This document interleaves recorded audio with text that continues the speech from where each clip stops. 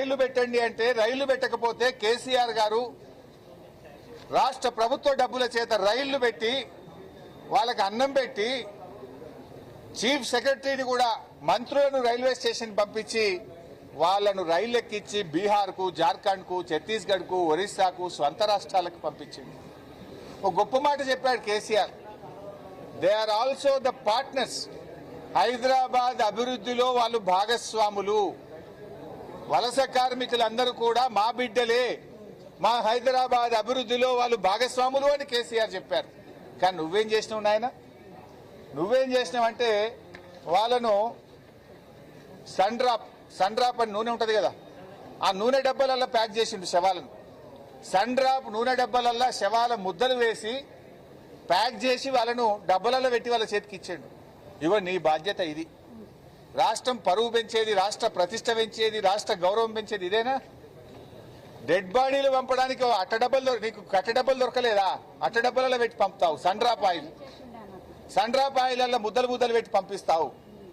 కేసీఆర్ ఏమో ఈ రాష్ట్ర గౌరవాన్ని పెంచి వలస కార్మికులు కూడా నా తెలంగాణ అభివృద్ధిలో భాగస్వాములు, ఆ బిడ్డలను నేను కాపాడుకుంటా అని చెప్పి వాళ్ళకు బియ్యం ఇచ్చి, అన్నం పెట్టి, రైళ్లు పెట్టి, స్వస్థలాలకు పెంచి వాళ్ళను కాపాడుకున్నాడు కేసీఆర్. కానీ నువ్వు వాళ్ళు వలస కార్మికులని వాళ్ళకు ఎక్స్గ్రేషియా ఇయ్యవు, కనీసం డెడ్ బాడీలను కట్టడబ్బలలో పెట్టి గౌరవప్రదంగా ఇచ్చి ఇయ్యవు. నువ్వు ఇంత అమానవీయంగా వ్యవహరిస్తావా మిస్టర్ రేవంత్ రెడ్డి అని నేను అడుగుతా ఉన్నా. చాలా దుర్మార్గమైనటువంటి పరిస్థితి. ఇంకో విషయం, నెల రోజులు అయింది, ఇప్పటి వరకు ప్రభుత్వం ఈ ప్రమాద ఘటనకు కారణాలేందో చెప్పిందా? Why this blast has been done, ఈ బ్లాస్ట్ ఎందుకు జరిగింది, దీనికి గల కారణాలేందో ప్రభుత్వం చెప్పదు. హై లెవెల్ కమిటీ వేస్తా అన్నాడు. ఏడవైంది ఆ కమిటీ రిపోర్టు? అందులో ఏమున్నది సీక్రెటు? నెల రోజులైన తర్వాత హై లెవెల్ కమిటీ రిపోర్ట్ బయటకు రాదా? ప్రమాద ఘటనకు జరిగిన కారణాలు కూడా బయటకు రావా? మేనేజ్మెంట్ మీద కేసులు పెట్టరా? చర్యలు తీసుకోరా? ఈరోజు మేము అడుగుతా ఉన్నాం. 54 మంది చావుకు కారణమైన మేనేజ్మెంట్ మీద మర్డర్ కేసు పెట్టి లోపల వేయాలన్నా వద్దా? ఎందుకు ఆలోచించబడ్డావు మేనేజ్మెంట్తోనే నేను అడుగుతా ఉన్నా. అదేవిధంగా ఇవాళ చనిపోయిన దాంట్లో తెలంగాణ వాళ్ళు 2 ఉన్నారు, ఆంధ్రప్రదేశ్ వాళ్ళు 9 మంది ఉన్నారు, మరో 43 మంది ఉత్తరప్రదేశ్, బీహార్, ఒరిస్సా, వెస్ట్ బెంగాల్, మహారాష్ట్ర, జార్ఖండ్ తదితర రాష్ట్రాల వాళ్ళు ఉన్నారు. ఇది ఎవరైనా ప్రాణం ప్రాణమే కదా, భారతీయులే కదా, వాళ్ళ పట్ల ఎందుకు ఇంత నిర్లక్ష్యంగా ఉన్నాం? సో మేము ప్రభుత్వాన్ని డిమాండ్ చేస్తున్నాం, వెంటనే ₹1 కోటి చనిపోయిన కుటుంబాలకు, మిస్సింగ్ కుటుంబాలకు ఇవ్వండి. తీవ్రంగా గాయపడ్డ వాళ్లకు ₹50 లక్షలు ఇవ్వండి. తక్కువగా గాయపడ్డ వాళ్ళకి ₹25 లక్షలు అందించండి.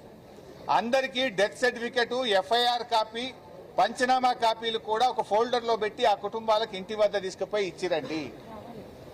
అదేవిధంగా గతంలో కూడా ఒకసారి ఇక్కడనే సదాశివపేటలో ఒక యాక్సిడెంట్ అయింది. సంగారెడ్డిలో ఒక ఓఆర్ఆర్ మీద యాక్సిడెంట్ అయితే ముస్లిం మైనార్టీలు చనిపోతే ఆ రోజు నేను జిల్లా మంత్రిగా ఉన్న చింత ప్రభాకర్ అన్న నా దృష్టికి తెస్తే 5 లక్షలు ఎక్స్గ్రేషియా ఇచ్చి ఎంఆర్ఓ వాళ్ళ ఇంటికి పోయి పంచనామా, ఎఫ్ఐఆర్, డెత్ సర్టిఫికేట్ ఇంటికి పోయి ఇచ్చి ₹5 లక్షల చెక్ ఇచ్చి వచ్చినాం. మేము రాష్ట్ర ప్రభుత్వం తరఫున సాయం చేసినాం. వారం రోజుల్లో ఇచ్చినాం. నువ్వు నెల రోజులు అయిపోయా పట్టించుకోవు. పక్కన ఆంధ్రప్రదేశ్ 3 రోజులు ఇచ్చినా నీకు బుద్ధి రాకపోయా? నీకు ఎందుకు ఈ బాధ్యత ఇచ్చి మళ్ళా అసలు ఒక్కసారి రివ్యూ చేసినావా రేవంత్ రెడ్డి? నెల రోజుల తర్వాత ఇప్పుడన్నా రివ్యూ చేసినావా? ఎక్కే విమానం, దిగే విమానం, ఢిల్లీకి పోవడు, ఢిల్లీకి వెళ్ళొచ్చుడు తప్ప ఇంతమంది చనిపోయిండ్రు, వాళ్ళ పరిస్థితి ఏంది, యాక్సిడెంట్ ఎందుకు జరిగింది, ఇటువంటి జరగకుండా చూడాలని ఒక రివ్యూ అన్నా చేసినావా రేవంత్ రెడ్డి అని నేను అడుగుతా ఉన్నా. ఇప్పుడు ఇది ఎంత బాధ అంటే ఈ రేవంత్ రెడ్డి పాలన చాలా గమ్మత్తుకున్నది. SLBC tunnel కుప్పకూలిపోయింది. ఆడ 6 డెడ్ బాడీలు అన్నీ ఉన్నాయి. 150 రోజులు అయిపోయాయి. 150 రోజులైనా ఎస్ఎల్బీసీ లోపల ఉన్న శవాలు బయటకు రావడం లేదు. చచ్చిండ్రో బతికిండ్రో తెలియదు. 150 రోజులైన బొక్కలు కూడా బయటకు దేకపోతివి. సిగాచి ఘటనలో 8 మంది శవాలు ఇవ్వకపోతివి, బొక్కలు ఇవ్వపోతివి, బూడిద కూడా ఇవ్వపోతివి. ఇది నీ పాలన. ఎంత బాధ్యత రహితంగా ఉన్నావు అంటే ప్రభుత్వము సకాలంలో స్పందించడంలో, ప్రాణాలు కాపాడడంలో రేవంత్ రెడ్డి ప్రభుత్వం వైఫల్యం, మృతదేహాలు అప్పగించడంలో రేవంత్ రెడ్డి ప్రభుత్వం వైఫల్యం, పరిహారం చెల్లించడంలో రేవంత్ రెడ్డి ప్రభుత్వం వైఫల్యం. నువ్వు సకాలంలో స్పందించుంటే ఆ రోజు మేము వచ్చినాం. అరే వాళ్ళని ఏదైనా అపోలోకో యశోదాకో లేకపోతే ఏదైనా నిమ్స్ హాస్పిటల్కో ఒక హై లెవెల్ హాస్పిటల్కు తీసుకెళ్ళు, బాగా గాయపడ్డారు వాళ్ళు బతుకుతారయ్యా అంటే నువ్వు పట్టించుకోవు. ఇప్పుడు హాస్పిటల్లో చేరినాక 6 చచ్చిపోయిందమ్మా. నువ్వు నిజంగా మంచి హాస్పిటల్లో జాయిన్ చేస్తే 6 ప్రాణాలు బతుకుతుండే కదా. నువ్వు సరిగ్గా ఇక లోకల్ ఏదో చిన్న హాస్పిటల్లో సౌకర్యాలు లేని దవాఖానలో పెట్టివి, 6 ప్రాణాలు తీసుకుంటేవి. ఇప్పటికీ ఇంకా 14 మంది దవాఖానలు ఉంటే ఇంకా 5 పరిస్థితి విషమంగా ఉంది. ఇంకో 5 చావు బతుకుల్లో కొట్టుమిట్టాడుతున్నారు. వాళ్ళకన్నా మంచి వైద్యం ఇయ్యి. ప్రాణమే కదా.